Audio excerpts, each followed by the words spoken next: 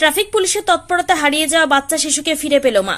জানা যাচ্ছে, এক মা তার সন্তানকে নিয়ে মুরারি থেকে ডাক্তার দেখাতে এসেছিল জঙ্গিপুরের রঘুনাথগঞ্জে। অসাবধানতাবশত মায়ের হাত থেকে বাচ্চা ছুটে যায়, তারপরেই নিখোঁজ হয়ে যায় বাচ্চাটি।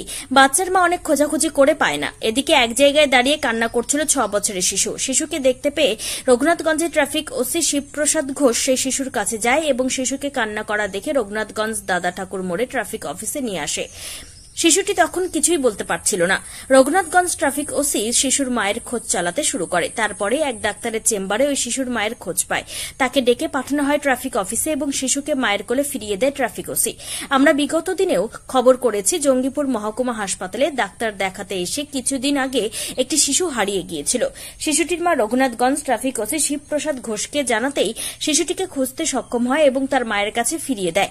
ট্রাফিক ওসির এহেন কর্মকাণ্ড দেখে প্রশংসায় পঞ্চমুখ সাধারণ মানুষ।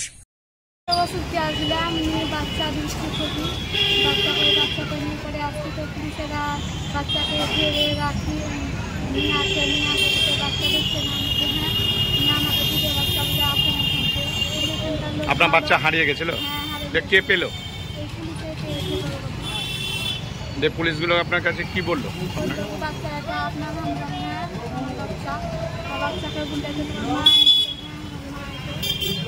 তাহলে পুলিশ খারাপ কাজ শুধু যে আসামি ধরে তা নয়, ওনারা ভালো কাজও করে। ভালো কাজই করে, বললে ভালো তোমার বাচ্চা এসো, তোমার বাচ্চা কানে তুমি ছেড়ে দিয়েছো রাস্তার মধ্যে।